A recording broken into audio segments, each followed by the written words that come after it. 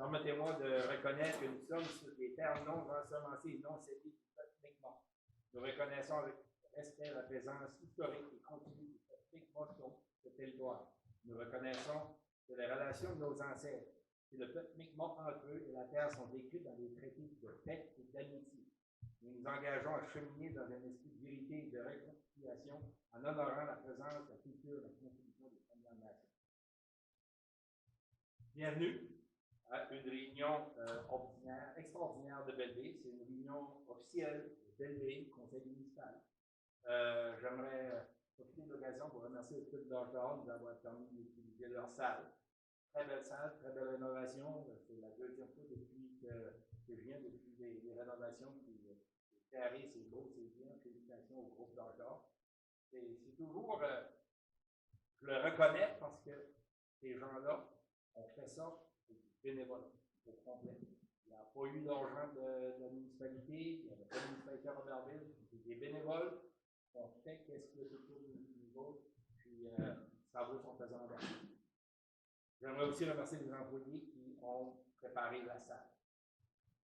Ce soir, c'est probablement, avec la réunion d'hier soir, c'est une copie conforme de la réunion d'hier soir. Si on se fait 5 pièces de théâtre, on dirait qu'on a eu les premières actes hier soir. On présente le plan municipal. Le plan municipal, c'est qu'est-ce que la ville aimerait être dans 10 ans? Qu'est-ce qu'on veut faire dans 10 ans? Les outils qu'on va se donner pour se rendre là, puis les outils qui vont encadrer notre développement aussi, parce qu'il faut vivre en société. Moi, j'aimerais avoir toutes sortes d'animaux autour de ma maison, mais mon voisin, lui, n'est peut-être pas intéressé d'avoir des chevaux qui courent de l'agriculture. En gros, c'est ça que c'est. Okay? On n'est pas ici pour changer la façon que Robertville, la grande région, les régions vivaient. Ça va rester pas mal comme c'était avant, il n'y a pas grand changement. Notre occasion ce soir, vous allez voir sur la présentation de Mme Bou, qu'on est chanceux d'avoir, ici, c'est elle, avec son équipe, qui a monté le plan.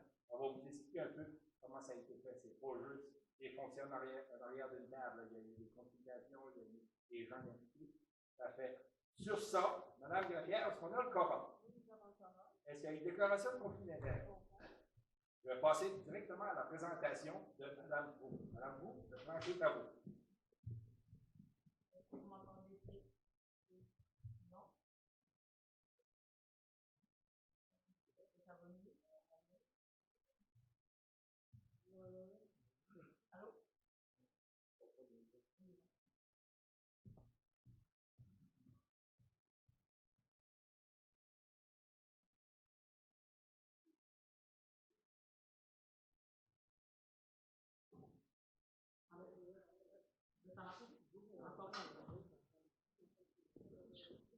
Est-ce que vous m'entendez? OK. Oui.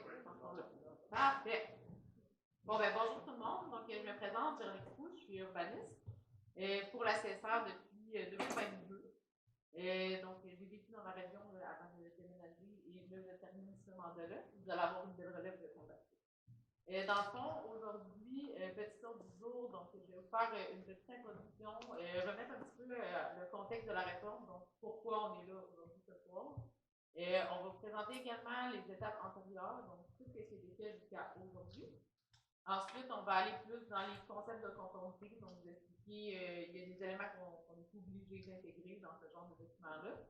Je vais vous présenter sommairement le contenu du plan municipal. Vous comprendrez qu'on ne va pas lire le document au complet ce soir, on en aurait pour plusieurs heures. Mais tous les documents sont disponibles sur le site web depuis début septembre. Vous pouvez également aller chercher des copies papier si vous le désirez là, à la municipalité ou à la CSR. Et je vais terminer en vous expliquant un petit peu les étapes à venir jusqu'à l'adoption du règlement. Donc, au niveau du territoire. Ah oui, on va prendre les commentaires à la fin. Dans le fond, aujourd'hui, c'est pas à cette séance-ci qu'on fait l'étude des objections ou qu'on répond nécessairement à toutes les questions. On prend quand même en note tous les commentaires. Il va y avoir une deuxième séance, dans le fond, les audiences publiques, au début du mois de janvier. C'est là qu'on va vraiment répondre point par point à chacun des commentaires, qu'on va vous expliquer également comment les commentaires ont été pris en compte, quels changements ont été faits dans les documents suite à ça. Donc aujourd'hui, c'est vraiment en note. Comme on a fait au porte ouverte, on a pris plusieurs commentaires en note. Il va y avoir là, au courant du mois de décembre des rencontres avec le conseil pour qu'eux puissent faire les ajustements qui ont été suggérés. Donc on va les prendre à la fin. Alors, non. Dans le fond, le territoire, ben, comme vous le savez, il y a eu des fusions au niveau du territoire. Donc, avant, on avait les anciennes municipalités qui étaient Pointe-Verte, Tirocher, Lugano, Beresford. Donc, eux, il y avait déjà un arrêté de zonage, il y avait un plan municipal pour Beresford, il y avait des plans ruraux. Donc, on avait quand même déjà une réglementation comme celle qu'on va vous présenter ce soir. Puis ensuite, il y a eu l'amalgamation de tous les districts ruraux. Donc, comme vous le savez, au niveau des districts ruraux, il n'y avait pas de plan rural ou de plan municipal en vigueur. C'était principalement des règles relativement simples qui provenaient de la France. Donc, le contexte de la réforme, dans le fond, ça a commencé en 2021. Et donc, le gouvernement du Nouveau-Brunswick a décidé de faire une réforme pour toute la gouvernance locale. Donc, il y a eu beaucoup de modifications au niveau de la loi sur l'urbanisme. On est venu mettre en place de nouvelles exigences. On a eu l'adoption des déclarations d'intérêt. Donc, ça, c'est tout, je vais le présenter plus tard, mais c'est toutes les dispositions minimales qu'on va prendre en compte dans le plan municipal. L'objectif de la province, c'était de unir nos efforts pour construire des collectivités dynamiques et durables tout en améliorant la qualité de vie de nos concitoyens en général. On reconnaît l'importance de la collaboration régionale également au niveau de la planification. Puis, on vient étendre les mandats de la CSR dans les secteurs du développement économique, la promotion du tourisme, le transport régional et le partage de tous les infrastructures régionales. Donc, c'est les grandes lignes de la réforme. Donc, une fois qu'on a le nouveau territoire de Belleville, on se doit, d'ici 2028, donc c'est quand même un moment, d'adopter un nouveau plan municipal et un nouvel arrêté de zonage. 2028, c'est la date que ça doit être en vigueur. Donc, si tout le travail soit fait, c'est entériné par la province. On a commencé tout de suite. La raison aussi pourquoi on a essayé de commencer maintenant plutôt que de le faire plus que, mettons, en 2026, c'est que ça crée des contraintes des fusions municipales. Donc là, on avait plusieurs règlements, certains se contredisaient, ça ne s'appliquait pas de la même manière. Puis, il y a certaines normes, je ne vais pas tout dans le détail technique, mais au niveau du lotissement, que la province, par sa réforme, est venue abandonner. Fait que là, il y a des projets qui sont un petit peu mis sur hold parce que c'est plus la province qui le fait. Mais tant qu'on n'a pas notre plan municipal et notre arrêté de zonage, on ne peut pas aller de l'avant. Fait qu'on est comme pris dans un no man's land. Donc, c'est pour ça qu'on a décidé de se mettre tout en branle et de faire la rédaction de ce document-là. Au niveau des étapes qui ont été faites, donc, on a commencé en mai 2024. Jusqu'au mois d'août, on a fait le portrait du territoire. Donc, on a travaillé avec les équipes terrain, les inspecteurs de la CSR, même différents comités. On a fait une quête d'information, on est allé chercher tous les bilans statistiques avec les instances gouvernementales. Puis, on a dressé, dans le fond, l'état actuel des lieux. Après ça, au mois de septembre, il y a eu un sondage. Peut-être que certains d'entre vous l'ont rempli. Donc, il a été en ligne pendant environ un mois. Puis, on a recueilli les résultats. Puis, dans le fond, ils sont en annexe du plan municipal. Donc, si vous avez lu le document au complet, vous avez les résultats du sondage là, qui ont été synthétisés à la fin. Puis, on a tenu la première rencontre du comité technique. Donc, dans le fond, ce qu'on a fait avec la municipalité, le comité technique, c'était des gens de la population. Donc, on avait des promoteurs, des gens du milieu en agriculture, dans différents sujets, et des gens de l'administration municipale. Puis on s'est rencontrés à différents moments pour faire des validations. Donc, à chaque fois qu'on avançait un premier chapitre, un deuxième chapitre, on leur envoyait, ils prenaient des notes, on faisait une rencontre, puis on faisait les modifications de besoin. C'est vraiment comme ça qu'on est venu chercher le pouls de la population pour être sûr qu'on n'était pas à côté de la plaque là, au niveau des questions de vie. Octobre, on a continué d'avancer la réglementation. On a eu la deuxième et la troisième rencontre du comité technique. C'est également là qu'on a déposé le bilan des résultats des sondages. De novembre à décembre 2024, on a fait une quatrième et une cinquième rencontre du comité technique. Puis c'est là qu'on a pas mal terminé la rédaction préliminaire complète des documents. Ensuite de ça, on est tombé au comité de révision. Donc, le comité de révision était composé de quelques personnes de l'administratif, mais aussi des représentants du conseil municipal. Comme vous savez, c'est le conseil municipal qui est souverain en matière d'adoption du plan municipal et de l'arrêté zonage. Donc, nous, on fait des propositions. Nous, on fait des propositions. Ça nous entend? Oui, ça a comme. Je m'entends moins.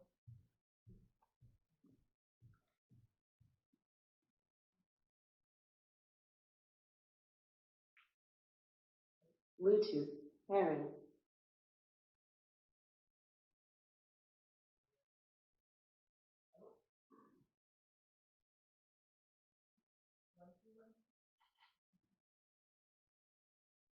Allô? OK, je pense que ça. OK, comité de révision. Donc, c'est ça. Comme vous savez, c'est le conseil qui est souverain. Donc, c'est sûr que le conseil doit être à l'aise avec ce qui va vous être proposé. Puis c'est lui qui a aussi le dernier mot, comme on dit. Et donc, on a fait des rencontres avec eux également. Donc, de janvier à avril, on a eu une première et une deuxième rencontre avec le comité de révision. On a recueilli beaucoup de commentaires. On a refait une nouvelle version des documents. Entre mai et juin, on a commencé à préparer les documents que j'appellerais préliminaires finaux. Dans le fond, c'est pour ceux-là que vous avez pour ce soir. Donc, on a eu la troisième et dernière rencontre avec le comité de révision. On a fini l'intégration, on a mis en page là, toute la documentation, puis on l'a envoyé au conseil. Il y a également eu une révision en parallèle par le service d'urbanisme de la CSR, étant donné que c'est vraiment eux qui ont la connaissance. Puis on a soumis, dans le fond, les projets un peu à des tests. Donc, on a pris des demandes de permis, exemple, qu'on a en cours, puis on a regardé, OK, actuellement, ça fonctionne. Est-ce que ça fonctionne toujours dans le prochain pour être sûr qu'on ne vienne pas mettre des contraintes très aberrantes dans le futur. Donc, on a fait tout ça en mai et juin. En juillet, on a eu une présentation au comité consultatif régional d'urbanisme de la CSR. Dans le fond, ce comité-là, à chaque fois qu'on fait une modification ou un nouveau règlement, doit donner son opinion au conseil municipal. Donc, on a eu une première rencontre en juillet. On va en avoir une autre là, que je vais vous parler plus tard. Et puis, en septembre, on a fait des portes ouvertes. Au niveau des portes ouvertes, dans le fond, ce n'est pas obligatoire de par la loi. La seule consultation techniquement obligatoire, c'est ce soir et janvier. Nous, on suggère souvent là, que ce n'est pas suffisant quand on fait un gros exercice comme ça de nouvelles réglementations. C'est pour ça qu'on a fait des sondages, c'est pour ça qu'on a fait des activités de portes ouvertes ici. Et que ça nous permet déjà d'avoir un petit peu le pouls de la population pour voir, ben, est-ce que ce soir, on ne sera pas trop dans le champ comme on dit. Et donc, ça s'est déroulé à 3 moments différents pour essayer de rejoindre le plus de monde. On a eu des gens en soirée le 8 septembre, puis on avait le matin et l'après-midi le 9 septembre. Donc, au niveau de la conformité, comme vous le savez, on a le gouvernement provincial. Comme je l'ai dit tout à l'heure également, ils ont adopté des déclarations d'intérêt public. Je vais vous les présenter à la prochaine diapo aussi. Puis après ça, on a la ville de Belleville qui, elle, se doit d'adopter un plan municipal qui est conforme aux déclarations d'intérêt et un arrêté de zonage qui est conforme à son propre plan municipal. Donc, c'est comme un entonnoir qui découle, qui devient de plus en plus précis. Je vous mets à l'écran les principaux sujets obligatoires. Puis là, ça vient avec plein de normes, j'ai juste mis les titres. Obligatoires par la province. Si c'est quelque chose qui vous intéresse, le document de déclaration d'intérêt public est accessible en ligne également. Donc, on a l'aménagement, l'usage des terrains dans la municipalité, la conservation, l'amélioration de l'environnement physique. Donc, il y a une grosse ajout qui a été faite par la réforme au niveau de l'adaptation au changement climatique, qui n'était pas très présent avant au Nouveau-Brunswick. Ensuite, on a la lutte contre toutes les formes de pollution dans l'environnement, l'amélioration des réseaux de communication, services publics et de transport. On a la mise en réserve et l'emploi possible des terrains pour les fins municipales. La création d'installations municipales et la prestation de services municipaux, le logement, notamment le logement abordable et locatif, et la description des mesures qui doivent être prises pour assurer la mise en œuvre du plan. Donc ça, c'est aussi une grande nouveauté. On a maintenant du monitoring, donc il y a un plan d'action qui est fait avec des cibles, puis la municipalité se devra de mettre à jour et de s'assurer d'atteindre ces cibles dans les 10 prochaines années. Le contenu comme tel du plan. Je vous présente rapidement comment c'est divisé. Donc, les les chapitres, le premier chapitre, c'est vraiment l'introduction, on explique le cadre législatif, dans quoi on s'insère, on revient sur la réforme, on explique le but et le contenu du plan municipal. Je vais faire une petite parenthèse ici, comme on dit, on s'est pratiqué hier, pour expliquer un petit peu plus le contenu du plan municipal, parce qu'on a eu beaucoup de questions qui relevaient énormément de l'arrêté de zonage, qui va être une discussion qu'on va plus avoir en janvier. Puis, je voulais également préciser certaines choses. Nous, on va vous présenter des thèmes, des cibles et tout. C'est le sol, dans le fond, du territoire. Donc, on peut décider dans quel secteur on veut quel usage, mais on ne peut pas. Je vais vous donner un exemple concret. Hier, on a eu une discussion sur les cliniques médicales. On peut, dans le plan municipal et dans l'arrêté de zonage, prévoir des terrains, des secteurs où est-ce que ça va être permis de faire une clinique médicale. Mais la ville ne peut pas promettre qu'elle va avoir une clinique médicale. Fait que je veux juste faire la distinction entre les deux. Donc, nous, notre objectif, c'est d'essayer de prévoir, de voir venir les projets qui pourraient être, de prévoir le plus d'usage possible pour que lorsque l'usage arrive, elle n'ait pas la contrainte de faire des amendements et des modifications réglementaires. Donc, on est vraiment là pour plus discuter du fond que de qu'est-ce qui s'implante. Chapitre 2, on présente la municipalité, donc tout le territoire, son histoire. C'est là qu'on revient avec tout le gros bilan que je disais, l'état de la situation actuelle. Chapitre 3, on parle des contraintes et des éléments d'intérêt. Donc, toutes les contraintes environnementales, les milieux humides, les territoires d'intérêt écologique, donc biodiversité et tout. Puis, on vient insérer là, toute la nouveauté au niveau des éléments climatiques. Le chapitre 4, c'est la vision et les principes directeurs, qu'on va parler un petit peu plus loin. Chapitre 5, les grandes affectations du sol. Je les ai mis là, mais je vais revenir un petit peu plus en détail plus loin. Chapitre 6, c'est la mise en œuvre, donc les autorisations d'aménagement, toutes les utilisations incompatibles existantes. On a la stratégie également de mise en œuvre. Et comme je vous disais, le nouveau chapitre, une nouveauté là, pour toutes les municipalités à l'échelle de la province, le plan d'action puis le suivi du progrès avec la liste des indicateurs. Puis on a en annexe le plan d'affectation du sol, l'étude préliminaire, dans le fond, c'est tout le passé, donc jusqu'à aujourd'hui, puis les résultats. Ensuite, au niveau de la vision et des principes directeurs, dans le fond, la vision, on a repris la vision que la municipalité s'est dotée dans son plan stratégique. Donc, être reconnue comme une municipalité qui inspire par la beauté de sa nature et la richesse de cette culture. Puis après ça, on a fait ressortir 7 principes directeurs. Donc, ces principes-là, c'est surtout ça, dans le fond, qu'on est venu valider énormément avec le contexte, s'il était à l'aise, s'il voulait en rajouter, en enlever. Et donc, prends la peine de les lire. Le premier, renforcer les noyaux villageois et développer des milieux de vie complets. Le deuxième, protéger et favoriser la mise en valeur du milieu côtier. 3, assurer une classification cohérente du réseau routier. 4, mettre en valeur le caractère rural et champêtre de ces secteurs ruraux.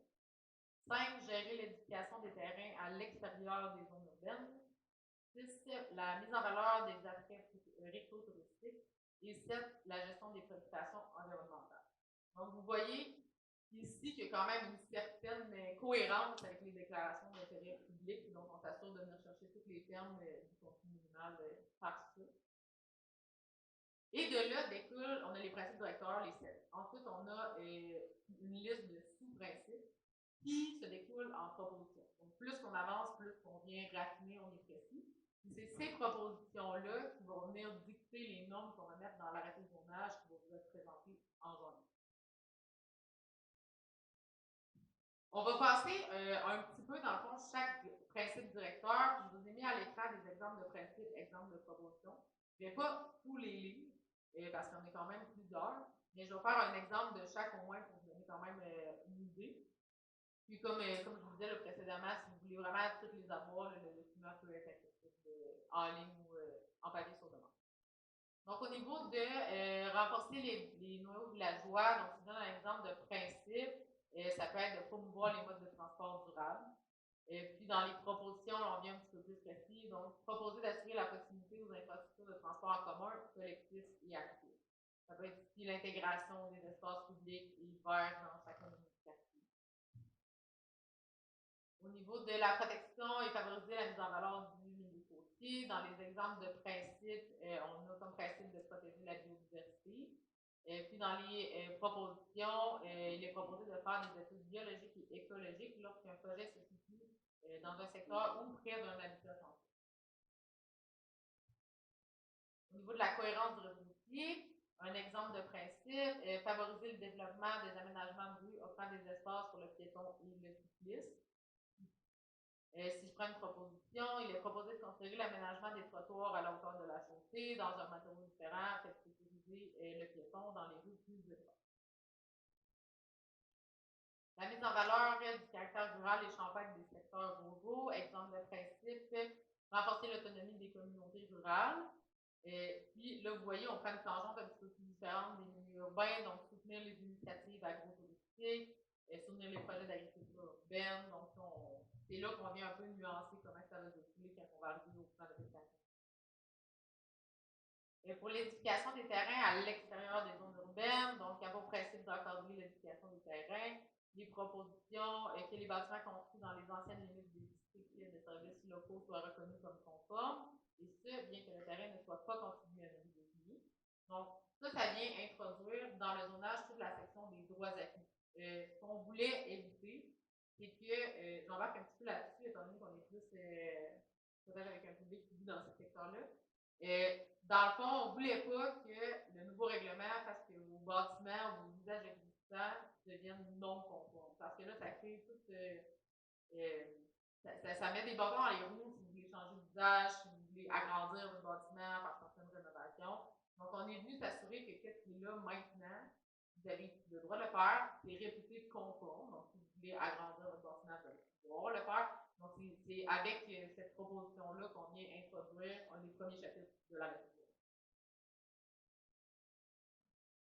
Au niveau de mettre en valeur les attraits récréotouristiques, un exemple de principe, mieux définir et encadrer les secteurs à fort potentiel touristique. Parmi les propositions, offrir des possibilités d'écotourisme, de détente et de contemplation dans les parcs naturels et infrastructures à caractère récréotouristique. La gestion des préoccupations environnementales, un exemple de principe, pour principe de réduire l'émission de gaz à effet de serre. Dans les propositions, on peut proposer de réduire la dépendance à la voiture en concentrant les services et les équipements dans les noyaux villageois. On pense que ça s'applique un peu mieux dans les secteurs un peu plus densément bâtis. Mais c'est un effort que la municipalité s'engage à faire.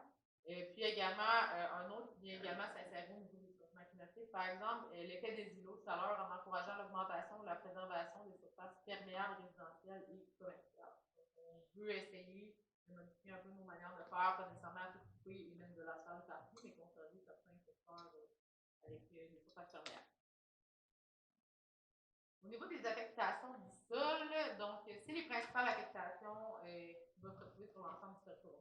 Donc, on a l'affectation commerciale, on a l'affectation conservation, le cordon littoral, l'affectation récréotouristique, industrielle, mixte et resto. Puis, on a l'affectation résidentielle qui vient se décliner en sous-affectations. Donc, on a le rural, faible densité, le urbain, faible densité, le moyenne densité, haute densité.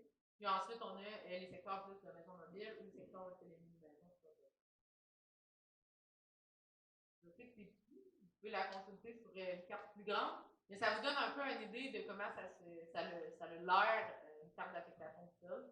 Et donc, majoritairement, les secteurs plus ruraux, là, en vert que vous voyez, étant donné qu'il n'y a pas énormément de rues, souvent, ça va être les usages agricoles, on va penser aux mines, les carrières, la foresterie, donc c'est vraiment plus ressources. Cela dit, ne vous inquiétez pas, sur les rues déjà existantes, il y a quand même des usages autorisés. C'est juste qu'on essaie de venir rentabiliser ces rues-là avant d'ouvrir d'autres. Et finalement, je vous ai mis quelques exemples, étant donné que c'est une grosse nouveauté, au niveau des mesures de mise en œuvre et des indicateurs de suivi. Donc, c'est divisé en thèmes, qui reprend un petit peu les mêmes thèmes là, que les principes directeurs. Puis, pour chaque, on a différentes mesures, comment on va évaluer la mesure et des échéanciers que le conseil s'est donné. Donc, si je prends quelques exemples, au niveau du développement durable, on a la mise en place de pistes cyclables sécurisées et des zones piétonnes. Comment on peut mesurer ça en longueur de kilomètres qui a été créé. Donc, c'est à court terme. Fait qu'on peut penser qu'à chaque année, dans le fond, le conseil a l'intention de rajouter des kilomètres de pistes cyclables. Un autre exemple au niveau développement durable et protection de la la création de réserves naturelles et de corridors écologiques. Ça se calculerait plus en termes de superficie. Ici, c'est un bon exemple pour dire que toutes les mesures de mise en œuvre, le plan d'action, ce n'est pas nécessairement la municipalité elle seule qui peut réaliser ça. Comme vous savez, on a, par exemple, l'organisme de bassin versant. Depuis 3 ans, je siège sur ce comité-là avec eux. Puis, ils sont en train de voir justement les secteurs où est-ce qu'ils pourraient protéger, quel secteur qui aurait un potentiel de remise en état, par exemple. Donc, une collaboration avec l'organisme de bassin versant pourrait permettre à la municipalité de mettre en œuvre ces éléments-là. Donc, il y a plusieurs actions qui risquent d'être menées par des tiers, des collaborateurs, mais c'est correct aussi, c'est le fait. Au niveau de la suite, donc, comme vous savez, on est dans le début officiel de la procédure d'adoption. Et donc, on est ici ce soir, il y a une avis public qui est sorti au début du mois de novembre. En décembre, il va y avoir un second avis public pour vous informer des dates et de l'audience publique à laquelle on va parler plus de l'arrêté de zonage. C'est également là qu'on va faire l'étude des objections. Si vous avez des commentaires, objections, que vous souhaitez communiquer avec nous envoyer un mémoire, vous avez jusqu'au 22 décembre pour le faire. Ensuite, nous, on prend tout ça, puis là, ben, ça nous laisse Noël pour intégrer tout, pour avoir les réponses à vos questions. Puis quand on va arriver à l'audience, c'est là qu'on va les passer un par un, puis on va vous expliquer comment ça a été modifié. Ensuite de ça, en janvier, on va avoir les audiences publiques. Les dates ciblées, c'est le 6 et le 7.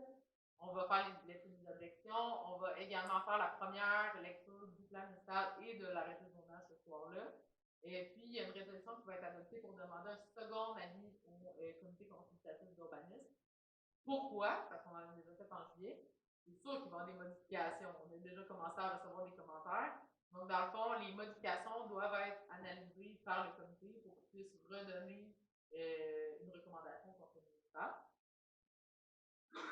En février, on fait la deuxième, troisième lecture du plan. Là, c'est des dates tentatives. Ça reste à confirmer selon les séances du conseil.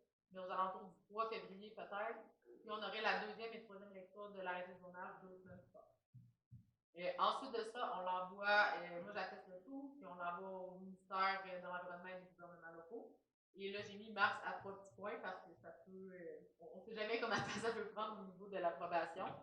Cela dit, on travaille déjà en collaboration avec la province. Ils ont déjà en main la version qu'on vous présente ce soir, qui sont disponibles en ligne. J'ai déjà commencé à recevoir certains commentaires de la province. Donc, on essaie d'accélérer un peu le processus en travaillant en collaboration tout au long plutôt que leur envoyer la version finale en mars. Ça fait le tour de mon côté. Donc, on s'est rendu à la période de commentaires.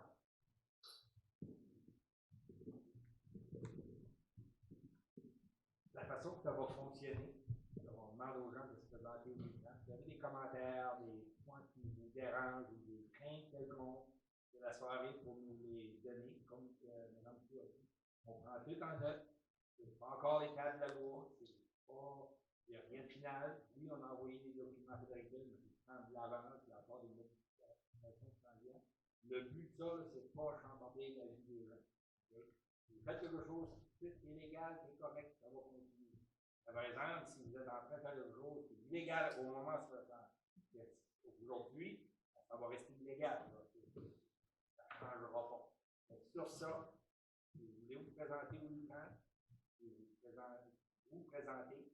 Nous, on prend le nom. Si vous voulez qu'on recommunique avec vous, laissez-nous vos numéros de téléphone. Vous pouvez le dire au Lucan. Si vous voulez garder votre numéro personnel, vous pouvez venir nous voir en arrière après la réunion, vous donner votre numéro de téléphone. On communiquera avec vous pour répondre à vos questions. Comme je l'ai dit, tous les commentaires sont notés. Il va y avoir une réponse à tous les commentaires. C'est sûr qu'on va les grouper, mais on va répondre aux gens par rapport aux commentaires qu'on a fait. Sur ça, le plancher est à vous.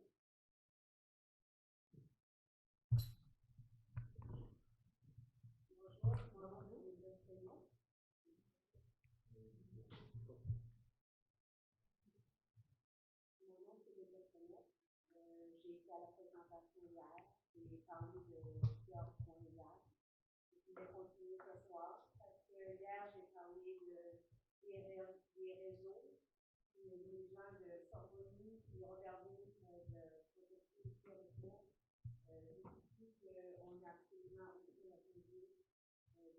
communication aussi. On n'a aucun réseau de communication dans la région, parce que c'est très important pour nous d'avoir accès à la téléphonie à 911. On a un cas d'urgence ou un feu, signaler un feu, quelque chose. Parce que je pense que ça devrait être une des choses très importantes que la ville de Belleville prend en considération, c'est qu'on n'est pas au plus tôt possible. Un autre point que je voulais apporter, c'est dépendant des superficies des terrains, depuis le mois de mai que je chipote là-dessus, vous avez tous rencontré un à un au niveau des roulottes, que dépendant de la superficie, on devrait avoir accès à au moins 2 roulottes à 3 roulottes par terrain. Moi, dans mon cas, on était chez mon beau-frère à Beresford, ici à 4,5, en haut de 4,5 heures, il y a seulement le droit à 1 roulotte par terrain, parce qu'il n'est pas sur le cordon littéral.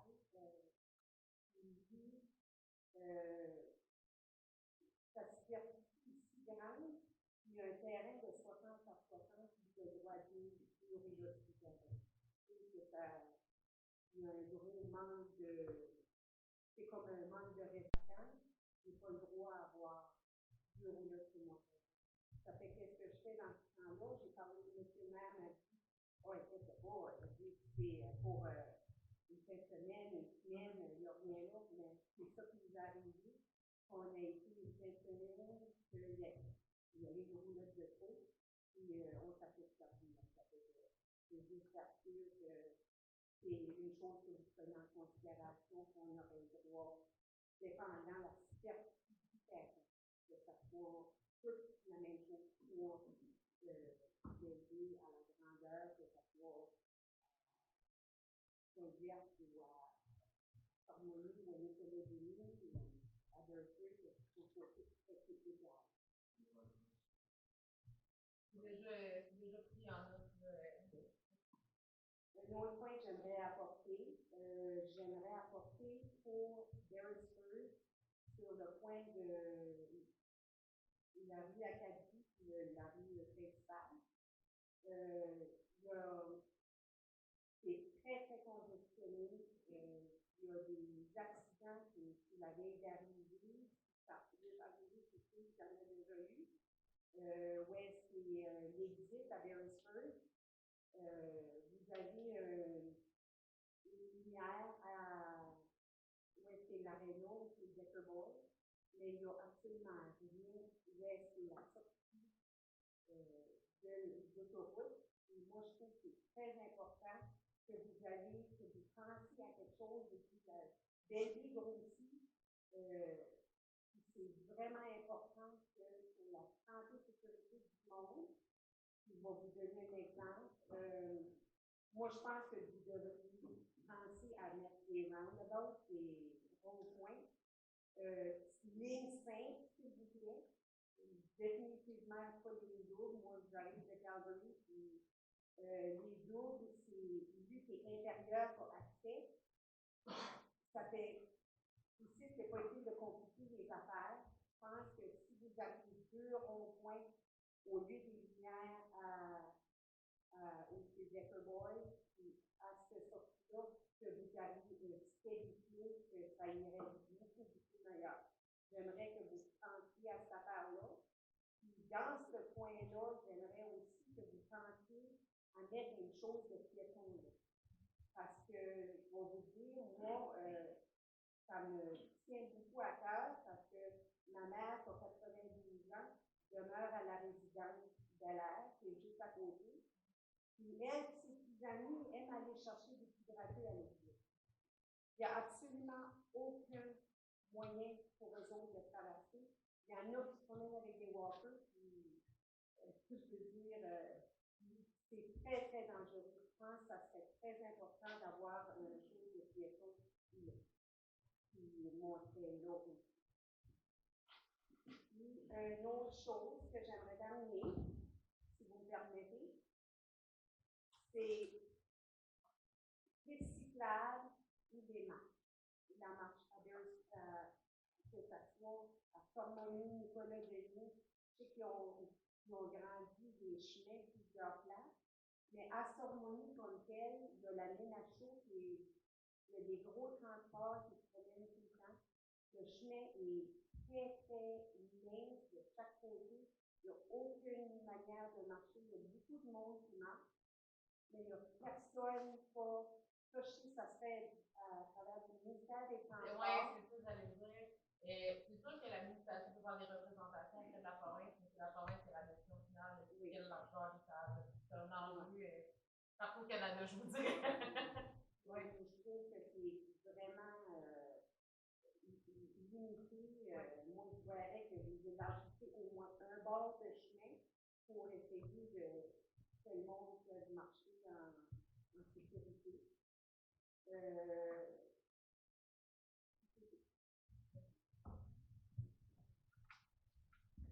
Il y a quelqu'un d'autre? Gênez-vous pas.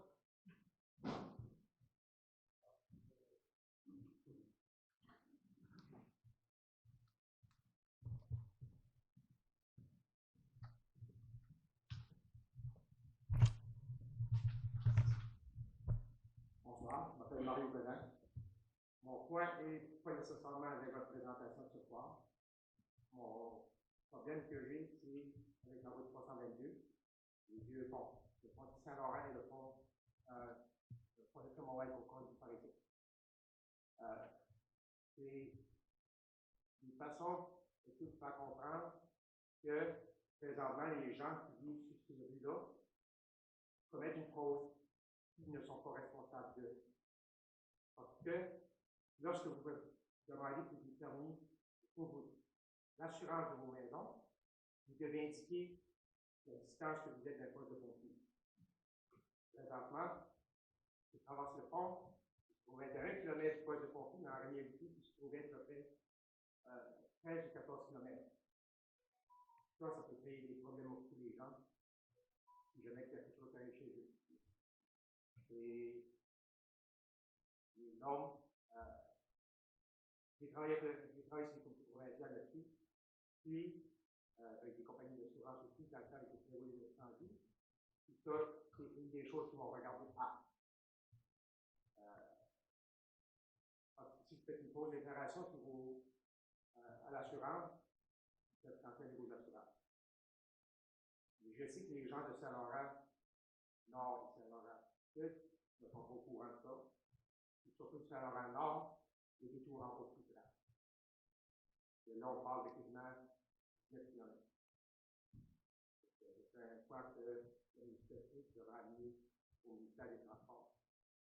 On est très conscient de ça. D'ailleurs, on a été le ministre des Transports de lui-même aller là pour expliquer parce qu'ils ne voyaient pas de leur yeux. On a invité le ministre des Transports, le reste ici, la Chambre est fermée. On espère que ce soit ici en la période dont les prochaines semaines jusqu'au début février, avec la Chambre des niveaux. Mais oui, on est conscient de ça. D'ailleurs, le plan de mesures d'urgence tient compte de ça. On sait que si jamais il y a un feu ou qu'il y a un pont, il faut prendre en liste un mécanisme pour rapprocher les camions d'incendie. On est conscient de ça. Je suis content que vous l'emportez ce soir. Ça renforce notre travail à nous autres. C'est pas juste nous autres qui l'a vu, les citoyens. J'ai 40 ans d'expérience en service urbain. J'ai commencé à me pompier à 16 ans. Puis je viens d'arrêter comme ambulancier. J'ai vécu du comité provincial, les normes, les standards, les régulations. Puis, il y a quoi une petite chicotte, ça fait un bout. Parce que je trouverais de valeur que les gens de notre région perdent la couverture de leur assurance par l'ignorance. Une autre chose, c'est que les gens réalisent pas. Je ne sais pas si le gouvernement actuel a changé la politique. La dernière politique a été mise en place par le gouvernement d'avant. S'il y a un pont qui est fermé, ça va arriver dans la vie, n'importe où avoir un qui est fermé. Si le détour est moins que 26 km, ne remplaceront pas le pont. Ça, c'est une décision de la province. Mais nous, on va faire des efforts pour voir s'il y a quelque chose qui est fait. Comme Mme Poul a mentionné, c'est pas nous qui décidons comme ville, mais on peut quand même revendiquer les citoyens et faire des demandes auprès du gouvernement à propos du zonage. En d'autres mots, la façon que c'est ici, vous ne permettez pas avoir une rencontre familiale. On reste dans le bois présentement. Avoir 4 poulettes ou 5 poulettes dans le cours pour une fin de semaine. Non, ça, il n'y a pas de problème. Non, Oui. Il y a des problèmes. il y a des problèmes. Non, Oui, il y a mais des problèmes. On on- a été servi avec ça. oui, sauf que ça, c'est pas en vigueur. Ben, Non, mais c'est ça. Actuellement, il y a certains règlements, certaines normes. Ça, c'est pas encore en vigueur. Là-dedans, on est venu prévoir des articles pour les rassemblements pour une période de courte durée. Donc, ça va être permis de le faire, mais c'est pas en vigueur présentement. Donc là, probablement qu'il y a une infraction en vertu de règlement. Mais oui, il y a, ça l'a été en œuvre, on a déjà intégré une notion dedans. Puis après ça, ça va être une discussion à savoir c'est quoi la période de temps, c'est une fin de semaine, 2 semaines, comment on va ça. Souvent, là, la raison pourquoi, exemple, d'avoir 6, 7 minutes pour une longue période, donc 2-3 mois, c'est la gestion du vie. C'est souvent ça un peu l'enjeu. On le sait qu'il y en a qui respectent ça, qui vont se faire vidanger, qui vont aller, ou qui ont même une deuxième pause, que les roulettes c'est précédent. Malheureusement, c'est pas tout le monde. Fait que là, il y a cette petite partie-là qu'on est encore en train de voir comment on pourrait l'arranger, étant donné que c'est partiellement avec la province au niveau de l'installation collective et militaire au niveau. Mais pour les rassemblements de courte durée, ça va s'en venir, c'est déjà intégré. Parce que moi, chez nous, je n'ai pas de voisin. Oui. En bas et en haut, dans le sud. J'ai peut-être 200 pieds d'un bord, puis l'autre bord, j'ai 500 pieds. De l'autre sens, j'en ai trouvé un autre 300 pieds. Avec que j'ai du monde chez nous, c'est la personne qui nous entend en général. Oui. Non, puis ça, au bon sens, ça va être possible. C'est déjà formulé en fait dans le premier. Ce que les gens doivent réaliser, c'est qu'il y a 4 plans municipaux à l'heure actuelle. Il y a Pointe-Verte, il y a Nigadou, il y a Petit-Rocher, il y a Beresford. Ces vieux plans-là sont encore en fonction. Vous avez été servi quelque chose par l'urbanisme l'été passé. C'est pas affaire avec Belleville, c'est affaire avec le vieux plan municipal de Beresford, de Petit-Rocher, de Pointe-Verte ou de Nigadou. Nous, on est en train de tout réviser ça, on essaie d'améliorer les choses. Belleville, tout de suite, n'est pas responsable des malheurs de certaines personnes. Okay? On essaie de corriger ces choses-là. C'est ça l'exercice qu'on fait aujourd'hui. C'est pour ça qu'on a commencé un an passé, on va avoir des commentaires des citoyens. Mais c'est un processus qui est long. Et ça sera terminé lorsque M. le ministre va mettre son état de vie et satisfait. Mais oui, on a pu mettre des commentaires, et Mme Pou a raison, il y a des améliorations qui s'en viennent. D'autres personnes qui veulent parler? On est ouvert à tous les commentaires, on est ouvert à toutes les opinions, c'est votre chance. Bonjour, mon nom est Nancy. Je me rappelle. C'est juste un point pour les animaux des petites fermes qu'on vit dans la région. C'est qu'on a beaucoup de ruades dans la région et je suis d'accord que les gens ont le droit de se nourrir.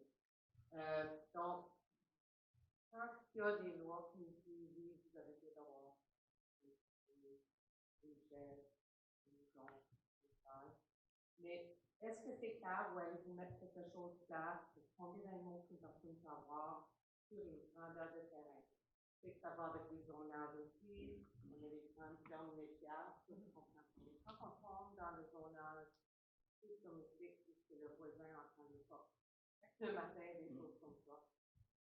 Une fois que c'est impliqué, qu'on a le droit, qu'on a le nombre d'animaux qu'on a le droit de représenter, si quelqu'un fait qu'un comité qui la fin, qui va aller voir, qui va aller, parce que c'est déjà où certes des dessins, un voisin, un chef, plusieurs pouces, il n'y a personne qui va le voir. Donc, la fin, il n'y a personne qui suit la fin. Donc, l'usage, c'est que allouer ça, c'est correct, d'accord, il faut se nourrir, mais tout le monde suit la même chose aussi. Si c'est des faits, pour moi, c'est des suivis, quelque chose change. Pas juste aller cogner à la porte, mais si vous avez pas le droit, ça continue. Je pense avoir dit ça. Malheureusement, je ne peux pas en parler, mais si vous voulez m'écrire, on pourra discuter de bonne lettre de m'écrire. Parce qu'un coup, c'est ouvert légalement, je ne peux pas en parler. Mais oui, pour répondre à la question, par exemple, largement, le service d'inspecteur de la CSR, dès qu'il reçoit, normalement, il y a une inspection qui est faite, puis il y a les procédures. C'est ça, là, on peut en parler. Mon nom. Denis? Il y a eu un problème, mon pareil. Excusez-moi, j'ai pas entendu ça. Denis? Je suis Tremblay. Il y a un problème avec les animaux, comme Mme dit. Voisin, là, il y avait 3 cochons à 150 pieds de ma maison, 20 poules, une chèvre. Là, j'ai été obligé d'appeler l'urbaniste, l'orienteur pour ça, le village, le orienteur pour ça. J'ai appelé au ministre Daniel Annette, que je connaissais très bien. Rien de ça. Jusqu'à temps que l'urbaniste, il y a quelqu'un qui a été présenté à la porte de sa maison, qui a dit pas raisonnable. Les voisins étaient vraiment raisonnables, ils sont débarrassés des animaux. Mais là, il va y avoir un plan, mettre les arrêtés municipaux qui va dire, OK, comme la madame dit, tu dois avoir 2 poules, ou 3 poules, ou c'est à 4 pieds, c'est telle grandeur de terrain pour avoir un cochon, des poules, des vaches. Parce que là, résidentiel, c'est coller ta maison. Ça coûte pas de nom. Et tu peux même pas mettre ton échangeur d'arbre. Ça rentre dans ta maison. Oui, c'est prévu, il y a déjà des dispositions. Normalement, ça marche en nombre d'unités animales, c'est pour la gestion des fumiers, et c'est pour ça qu'on veut qu'à certains endroits, mettons, tu pourrais avoir un cheval ou, mettons, 10 poules, là, je dis les chiffres en l'air, mais c'est ici avec les dispositions en compte du ministère de l'Agriculture. Donc, c'est principalement pour la gestion du fumier pour les éleveurs, évidemment. Et puis, il y a des normes qui vont être là aussi pour s'assurer qu'il y a une gestion du fumier qui est faite, qu'il y a un bâtiment, si tu as des poules, c'est censé avoir un poulailler, il y a le bien-être animal aussi qui doit être respecté. Donc, tout ça fait partie du secteur à la saison. Il y avait un port à cochon de 3 cochons qui était bien sportif. 150 pieds de la maison. Non, mais parce que ça ne ferait pas. Il faut aussi se rappeler qu'actuellement, dans les secteurs ruraux, il n'y a pas de règlement. Ça n'aide pas à ce genre de situation. Je ne veux pas arrêter les personnes que les fermes qui parlent de choses là. Mais il y a une place résidentielle qu'on est. C'est une autre chose, une autre question que je vais vous poser. Vous m'avez Tremblay, vous êtes résidentiel, industriel, commercial. Je ne suis pas des rendus avec. Résidentiel.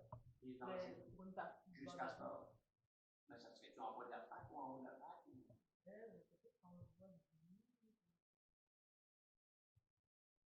Parce qu'on a déjà pas mal la déboîtier, une shop pas loin.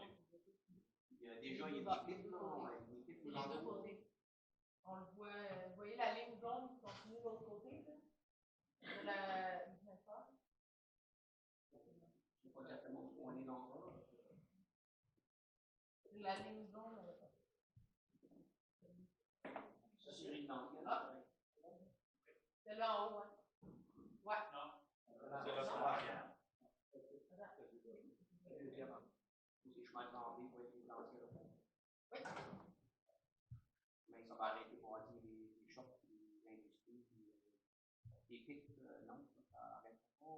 Et pas dans les zones résidentielles.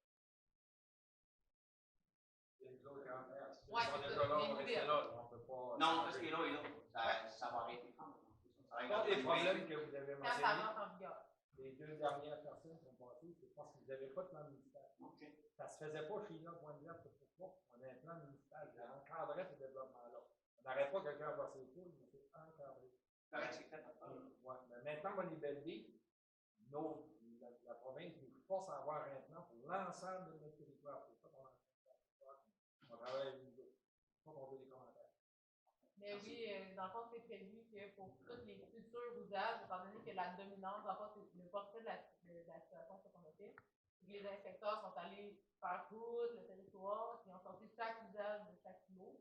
Et quand on a une dominance résidentielle comme ça, bien, les prochains usages qui causeraient des nuisances, comme exemple une sorte de soudure ou quelque chose comme ça, ça ne sera pas permis dans ce secteur. Ça rentre en vigueur au janvier, après que ça a adapté. On ne le sait pas, c'est au thème de la province. Fait que nous, on l'envoie à la province probablement fin février. Puis après ça, des fois ça va vite, ça prend quelques semaines, des fois ça prend quelques mois. Le problème avec ça, c'est pas ça, c'est correct. On en parle plus. La culture, l'arrêté municipal, les règles. Merci.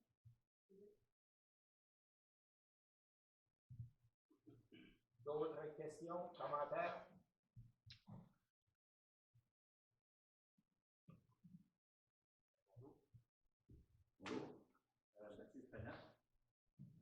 moi aussi, j'habite justement à Chantilly. Moi, je suis un petit peu de l'autre côté de la médaille, mais en même temps, je suis pas dessus. Moi, je suis un propriétaire de poules.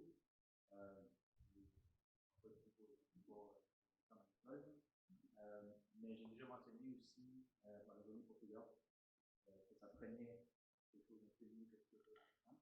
J'ai déjà mentionné que je parlais du. Oui, c'est ça, on a une suggestion à faire au conseil pour les unités terminales.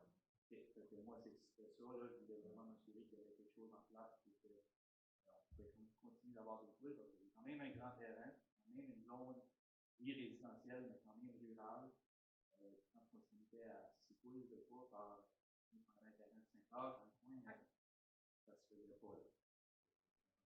Ça. J'ai aussi mentionné dans mes notes qu'il y avait une dimension pour les poulaillers par rapport à ces. On parlait de restrictions. J'ai remarqué que la dimension était maximale 2,5 mètres pour un poulailler avec 6 poules. Juste mentionner que ça sonne très petit pour le bien-être de l'animal.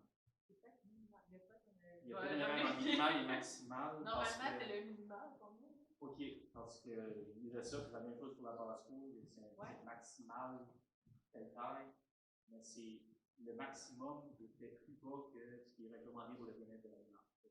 Ça doit être une erreur à ce moment-là. Je vais m'assurer qu'on est correct dans le. Parfait. Puis ensuite de ça, il y a aussi noté, il y avait quelque chose à propos de la voie ferrée, mon intérêt qui est adossé à la voie ferrée. Ça mentionnait 30 mètres de limite de l'emprise d'une voie ferrée. Dire 30 mètres de la voie ferrée ou de la limite du terrain. Oui, l'emprise, c'est l'emprise du CN. Ça veut dire que tout le total pour le CN, plus un autre 30 mètres en plus de ça. Ça fait loin de la voie ferrée vraiment. Ça, c'était pour une nouvelle construction résidentielle. Une nouvelle construction, les parcs pour enfants, il y a plusieurs affaires. Oui, c'est. Ça, je vous avouerai qu'il y a eu. Ça s'en vient, dans le fond, là, mais c'est qu'il y a beaucoup de mises à jour qui vont être faites au niveau du visage de la proximité du CN à cause des règles d'empreinte, des remis, des trucs comme ça. Fait que là, il y a un guide qui existe actuellement, dans le fond, des bonnes pratiques, des visages sensibles, qui appellent. Donc, tout ce qui est résidentiel, garderie, école, etc., qui suggère d'aller un petit peu plus loin. Fait que là, nous, on s'est basé sur ce guide-là. Si jamais on veut restreindre ça, c'est pas pour avoir une discussion, ça peut qu'on n'est pas en. Je vais quand même me prendre de valider. C'est ce que j'arrive. Mais si vous êtes déjà construit, ça s'applique comme pas à vous. Non, mais c'est qu'on n'a pas de parcours enfant, mais peut-être qu'un jour on va.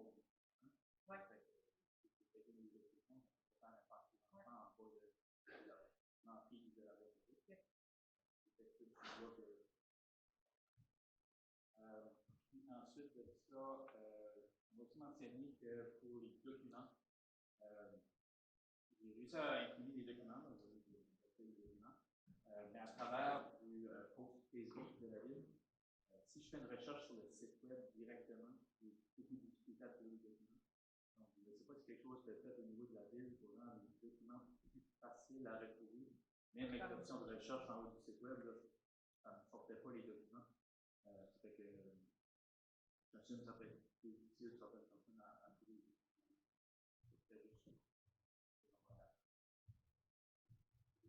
Merci, David. D'autres personnes?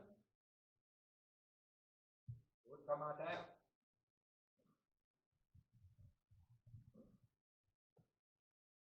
Allô?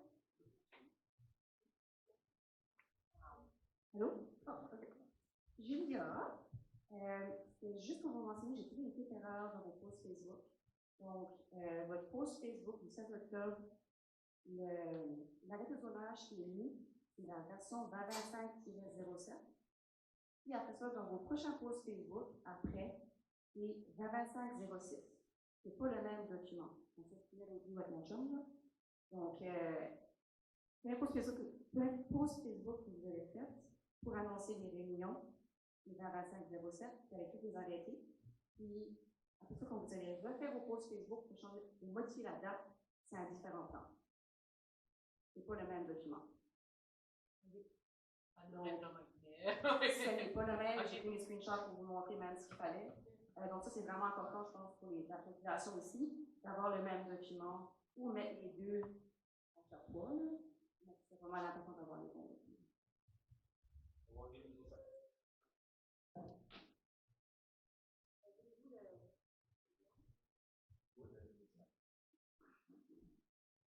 Merci, je vais pas compter le nom.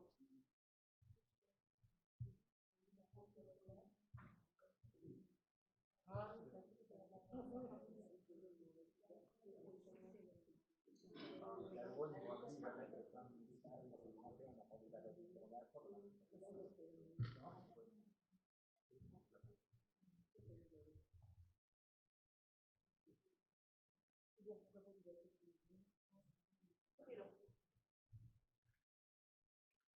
D'autres commentaires?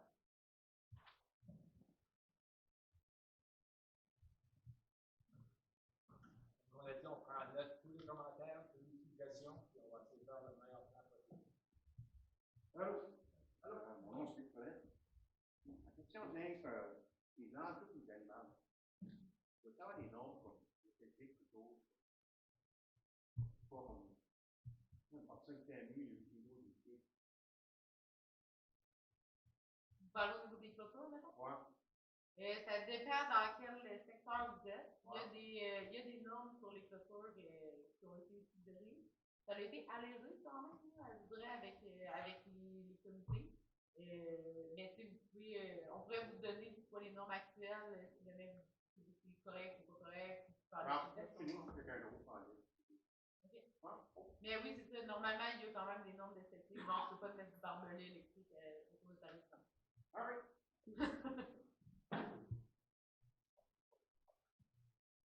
D'autres commentaires? Questions? Suggestions?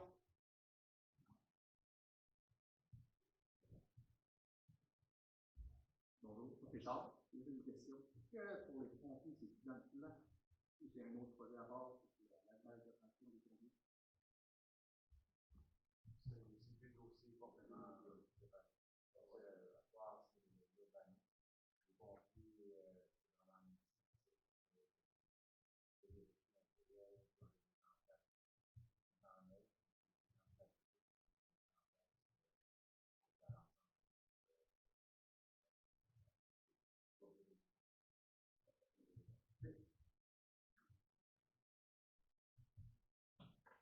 vous voyez des questions qui n'ont pas à faire avec le plan municipal, tout le monde ici, on peut essayer de répondre à vos questions.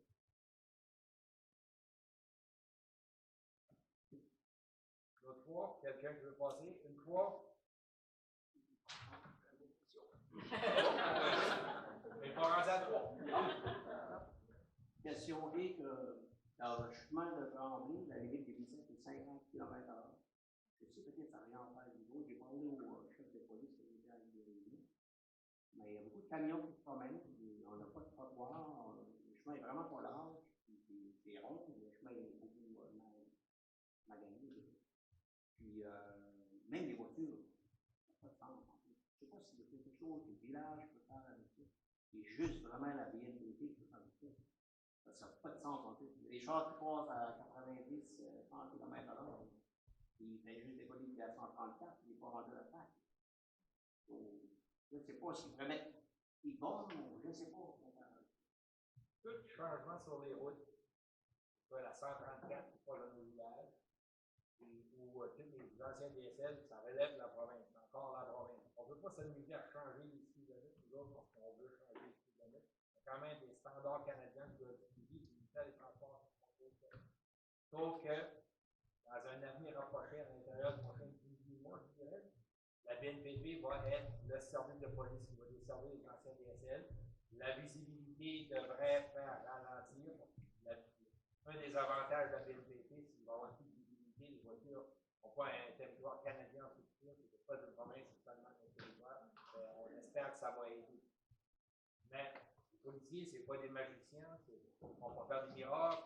Encore lorsque la voiture est là, les gens ralentissent. La voiture est là, des fois les. Mais ça devrait, le fait qu'il va y avoir plus de visibilité devrait aider. devrait aider. Les speed bumps, on ne voit pas ça. On pourrait en mettre dans nos subdivisions, la case municipalité, mais on ne peut pas en mettre sur les routes provinciales. Non, c'est ça. Au niveau des routes provinciales, c'est plus rare, effectivement. Par contre, ce qu'on voit parfois qui commence à se faire un peu, des fois, c'est des goulots d'étranglement dans les secteurs plus résidentiels. Fait que, ils vont mettre, quand ça arrive, là, il y a des trucs sur le côté, ou ils vont comme resserrer un peu la roue, fait que les gens, ils ralentissent, c'est comme c'est prouvé, là, ça fonctionne. Mais encore une fois, c'est la province qui doit mettre ce genre de... On est déjà desservi avec les VTT. Ils peuvent juste On peut faire pas être le ça au mois de partenaire. juillet avec toi. Je les ai déjà suggéré de venir de temps en temps. Ou pratiquement, on va dire quelque chose.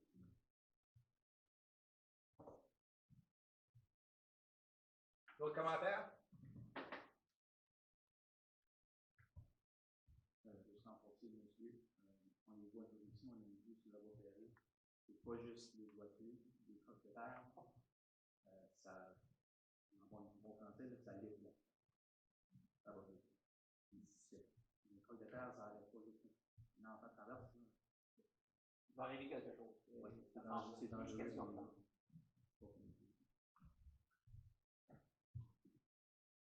D'autres commentaires?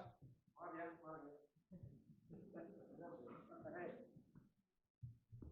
Merci, Charles, d'avoir amené les pompiers. Là, vous êtes en train de faire des changements au niveau de la structure organisationnelle des pompiers. Avez-vous basé sur la norme NFPA 1720 ou la NFPA 4? On ne va pas faire la NFPA 1710 parce que ce ne sont pas des pompiers permanents. Les pompiers volontaires, il y a une norme à suivre qui est recommandée par les compagnies d'assurance et par le prévôt des incendies. C'est quelque chose qui vous...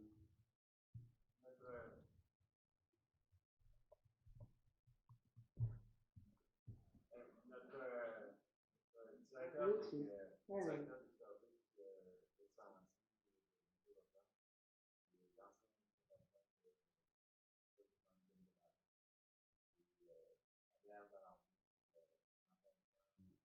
Comme pompier, entre autres. Donc, on prévoit avec le nombre d'appels qu'on a présentement, on est déjà rendu à 350 appels. Donc, c'est plus qu'un appel par jour pour sur des petites structures.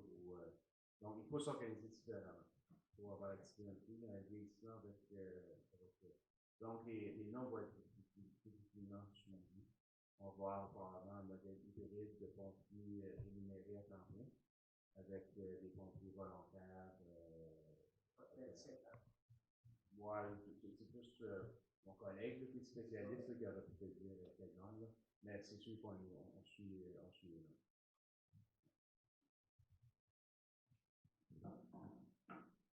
Tous ces changements-là, ça va être fait en collaboration avec les pompiers. Le comité qu'on met sur pied, c'est pour ça. Il faut être sûr qu'on discute les choses avant, qu'il n'y a pas de surprise et qu'on ne fait pas d'erreur en cours de route. On ne peut pas mettre tous nos pompiers, c'est pratiquement 100 pompiers à la grandeur du territoire. On fait un sous-comité de représentants un peu partout, puis on va se faire avec nous autres. Moi, je vis dans la région de Saint-Paulet. Principalement, je suis à 6 km du poste de pompier d'Orvardé, je suis à 6 km du poste de pompier de Nicolet-Denis. Le poste de pompier Nicolet-Denis avait été mis en place. Il y a des rumeurs qui circulent que vous voulez le fermer. Pour faire des informations, toute ma ligne. Vous voulez juste avoir une confirmation. On paye 65 000 $par année là, pour la dette. Non, on fait la Il reste 12 ans à payer, puis à peu près 600 000. Donc, il n'y a aucune chance. Il y aura probablement une vocation peut-être plus active pour le combat des feux de forêt, de la proximité. Mais c'est une infrastructure neuve et ça va être. Ça serait beau de faire une tour de formation pour les pompiers. On regarde à alléger le fardeau au niveau des volontaires pour leur formation. On souhaite d'avoir une école satellite ici dans la municipalité pour que les pompiers puissent faire leur formation chez eux, mais pas seulement les pompiers de Belleville, les pompiers du nord de la province, au niveau de la francophonie. et même simplifier que si on peut, si un peu 40 heures, donc on peut se permettre de pompier de le faire durant la semaine et de compenser financièrement sur sa perte de salaire. Et on regarde également avoir une infrastructure de pratique, mais qui serait également utilisée par les autres brigades de pompiers dans le nord de la province. On aimerait être un leader au niveau de la sécurité et des services d'incendie. On pense qu'on a l'expertise dans les brigades pour être leader. Et on avait des instructeurs, des anciens instructeurs, j'étais instructeur de 15 ans. Robertville a été reconnu pour une formation. On était Jean-Claude Roy qui a mis le programme en place, le programme d'appareil respiratoire avancé. Et on l'a donné dans d'autres régions pour on s'est fait taper malade. Donc, on s'est dit, ben, on va vous prouver le contraire, on va vous le démontrer. Donc, on a réussi à le faire, puis le monde a pris ça au sérieux. On a envoyé des pompiers médicaux. C'est en milieu pratique, c'est un vrai incendie. Ça démontre aux pompiers qu'est-ce qu'il y a dans le milieu. Il va y avoir une place. Il y a des terrains en masse à Nicolas Denis. Puis, les voisins ne sont pas trop proches pour l'hôpital. On va en profiter pour parler des fameux messages Facebook. Des fois, les gens font peur à d'autres personnes. Vous voyez quelque chose comme ça, là, une bâtisse neuve qui nous coûte 600 000 $, apparemment, on voudrait la fermer, là. Ça ne fait pas de sens. Ça ne fait pas de sens pour vous autres. Les grosses chances que ça ne tient pas la route. Appelez-nous à l'administration. On va vous donner l'enjeu. Vous avez des conseillers, vous avez le maire. Gênez-vous pas, mon cellulaire n'est pas caché. Vous pouvez m'appeler. Je vais vous donner l'enjeu. La pire chose, c'est ramasser ces informations-là, des fois, de bouche à oreille, à une autre bouche, à une autre oreille, puis ça change. Parce qu'on a dit qu'on voulait peut-être axer, mettre l'équipement là, si jamais il y a des feux de forêt, parce que c'est pas de la forêt, les gens pensent qu'on va fermer. C'est juste une mauvaise interprétation, mais j'en profite pour vous dire, peu importe le sujet, que ce soit les pompiers, que ce soit les policiers, que ce soit un édifice, un changement, peu importe, si ça ne tient pas la route, gênez-vous pas de nous le dire, appelez-nous, au lieu de juste prendre l'information, je n'ai rien contre les démodés, j'aime ça, mais souvent l'information qui sort de là, c'est pas l'information qui a été discutée dans une réunion de conseil municipal pour vous. Je dirais même, mon expérience, c'est 99,9% du temps, c'est pas la bonne information. Il manque des données. Je suis habitué à ce genre d'information. C'est juste l'habitude de contacter vos conseillers, contacter votre conseil municipal. Moi, ils m'ont contacté, ça ne faisait pas. Mais ça ne tient pas la route, même on parle de mettre un autre témoin. On n'ira pas trop loin parce qu'il y a un comité qui va. On a des idées, puis le comité va demander vos idées, ça va pas, on change. Je ne veux pas trop aller loin pour vous dire les idées qu'on a, ça va peut-être battre tout à l'heure à la poubelle. On va faire ça avec vous autres, les pompiers.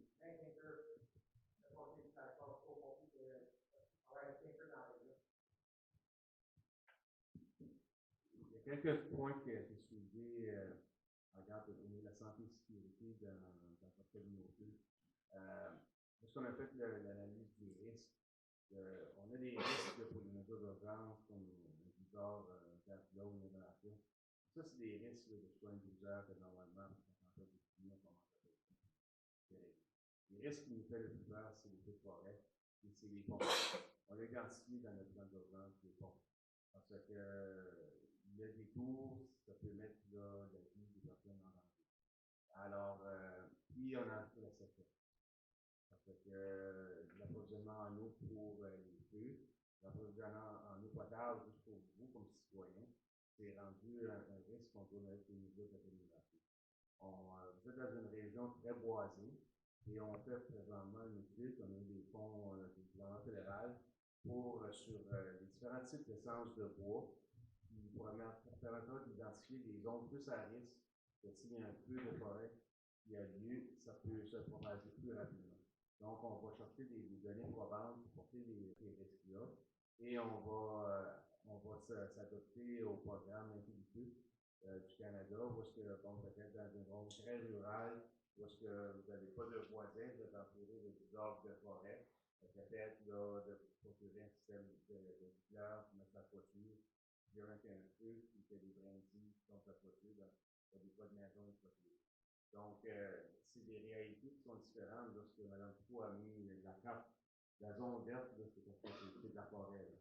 Parce que les zones, c'est résidentiel. On s'entend que pour avoir 90%, 95%, c'est de la forêt. C'est un risque qui est au service. Donc, je l'ai mentionné hier à la réunion, on tout ça de la salle que tous les gens des anciennes municipalités qui se voir plus dans les anciens DSL, donc c'est important de porter le même message. En passant, j'avais fait, dans mon temps comme chef, j'avais installé 2 hydrantièches dans le territoire. Une au lac, au chemin d'Année-Migueline, au chemin de Sainte-Baudette. Ça a été détruit. Puis mon autre que j'avais mis sous la rivière, à côté de la ferme à Beaumont. Brandbourg, on avait mis une tranchesse là, plus une à Saint-Baudette. Ça se trouve comme dans la centrale, dans les régions. Mais les tranchées ont été détruites. C'est une manière de faire un projet pour en mettre une de nouveau. Il y a à noter ça, donc on va regarder à ce dossier-là, c'est sûr. Merci.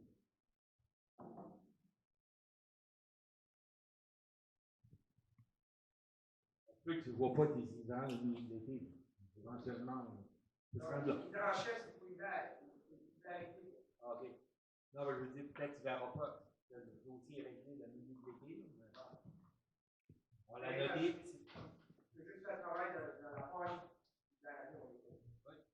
Puis moi, j'ai travaillé à Curant Chômage, j'ai travaillé en politique à la province, j'ai vendu des VTT, donc je ne les connais pas comme pompier. Ça prend des commentaires comme les vôtres pour qu'on soit sur le bon chemin. D'autres commentaires? D'autres commentaires une fois? Commentaire positif.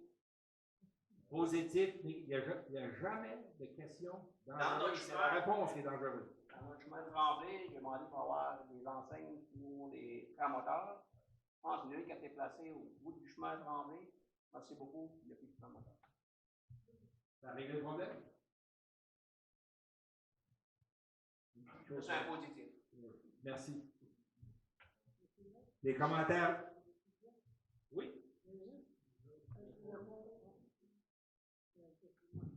Je veux répondre au monsieur qu'on a quand même des panneaux de signalisation qui flashent, qui disent la vitesse, de la mesure la vitesse, on flash un peu partout.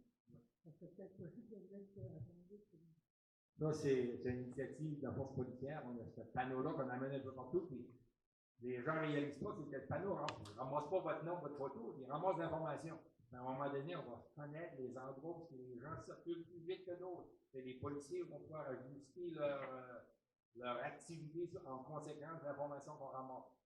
C'est possible, mais c'est pas nous qui décidons de vous mettre des panneaux. Il y a une chose que les gens doivent réaliser, c'est qu'il y a une ligne qui ne traverse pas entre un conseil des élus et une force policière. La force policière, elle répond à la commission de police, elle fait ses opérations selon son bon vouloir. Nous, on n'a aucune gestion, aucune interférence en fait des policiers. On peut leur signaler un problème, okay? Mais c'est eux qui décident comment le régler. Mais on va le mentionner, puis s'ils veulent mettre une affiche à un moment donné dans votre territoire pour ramasser des données, on va le faire. Ce serait nous, les résidents du chemin de Tremblay, quand on demande à la police. On l'a noté. On l'a noté tout à l'heure. Je ne l'ai pas mentionné, là, mais. Il y en a une plus haut ici, oui. Celle-là, c'est des permanentes, si je ne me trompe pas. C'est la première qu'on installait. Parce qu'il y a eu des problèmes. Puis Robert Ducette n'est pas ici ce soir. J'ai travaillé un peu avec lui quand j'étais député. C'était une de ces choses qui me ramenait souvent à la vitesse en avant de l'école. Et même la GRC allait régulièrement se stationner dans le coin là. Au courant de ça, puis les employés, eux, les premières affiches qui ont été faites. Et ça en prend ailleurs dans le territoire aussi, mais on a commencé. Je ne sais pas comment ça se vend, cette affiche-là. Parlez, quelqu'un une idée?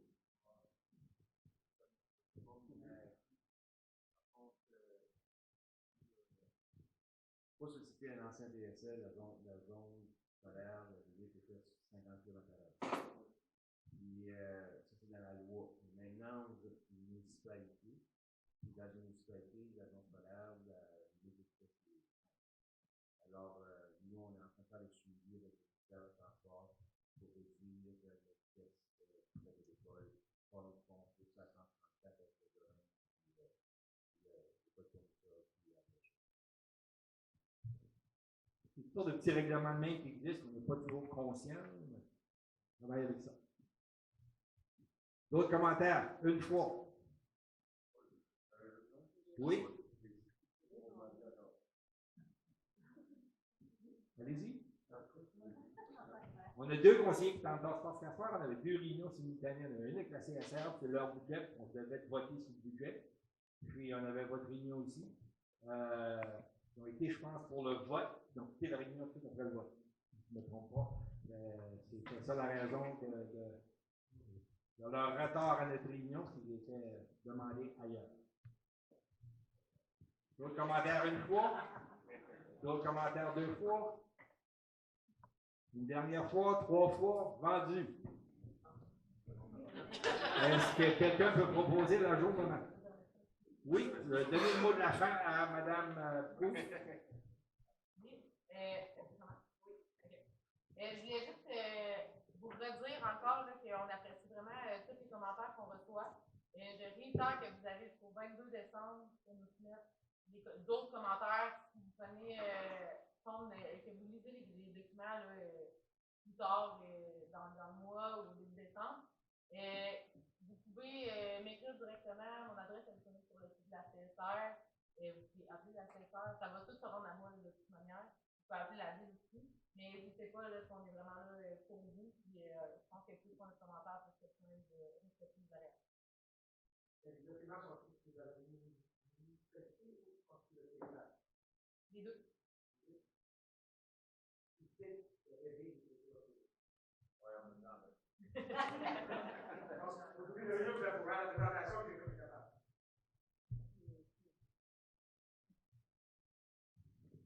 Quelqu'un a proposé l'ajournement? Proposé par M.